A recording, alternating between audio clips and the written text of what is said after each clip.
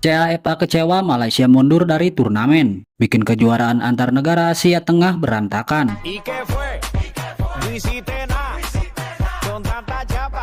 Sebuah kabar mengejutkan datang dari dunia sepak bola Asia. Tim Harimau Malaya secara tiba-tiba mengumumkan pengunduran diri dari kejuaraan Federasi Sepak Bola Asia Tengah atau CAFA Nation Cup 2025.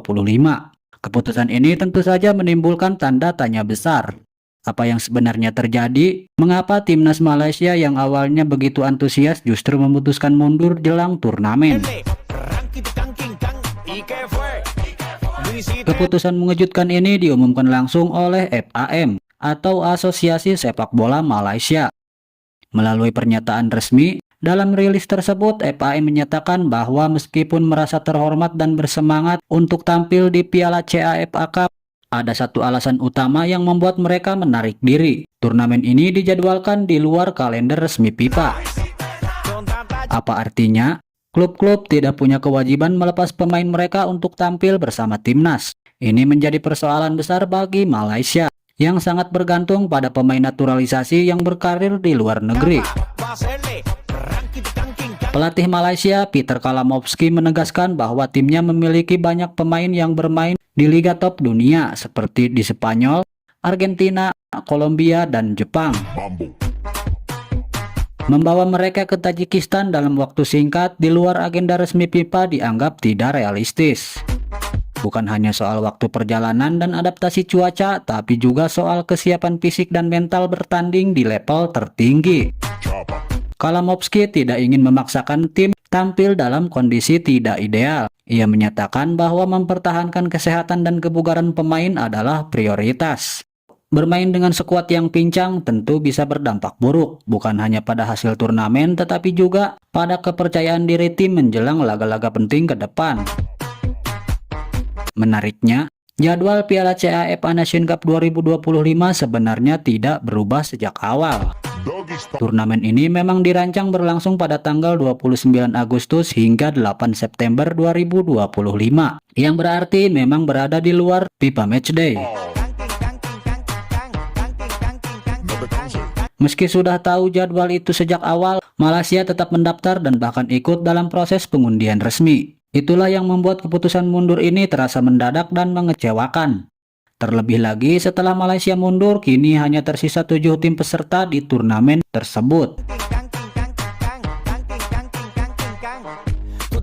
Satu hal yang menarik, Malaysia sempat menolak undangan pertandingan persahabatan dari timnas Indonesia demi memprioritaskan CAFA Nation Cup 2025.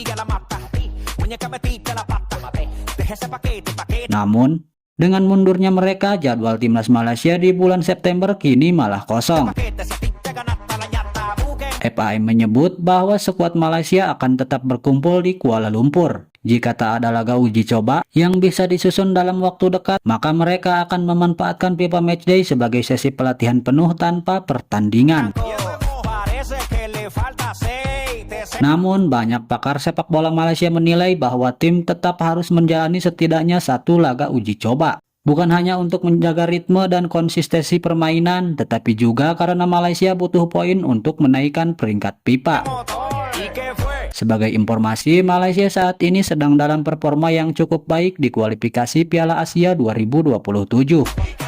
Mereka memuncaki grup F unggul 3 poin dari Vietnam, bahkan dalam laga terakhir di bulan Juni mereka mengalahkan Vietnam dengan skor telak 4-0.